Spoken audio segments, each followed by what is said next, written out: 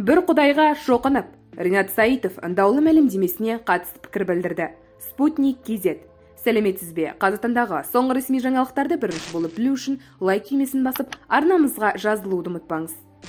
Әлеуметтік желіде депутат Ринат Саитовқа қатысты қаралау кампаниясы жүріп жатқаны туралы ақпарат тараған. Осыған қатысты депутаттың өзі пікір білдірді, деп хабарлайды КАС 365 KZ. Маған жеткен ақпарат бойынша ондай жұмыс 15-17 қараша арасында аяқталуы тиіс. Барлығын айтып алсын, содан кейін өз жауабымды беремін, дейді Ринат Саитов.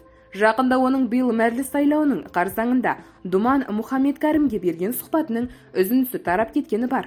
Онда ағартушы ұстаз Ыбырай Алтынсарын туралы пікір контекстін жұлып алып таратып жіберген.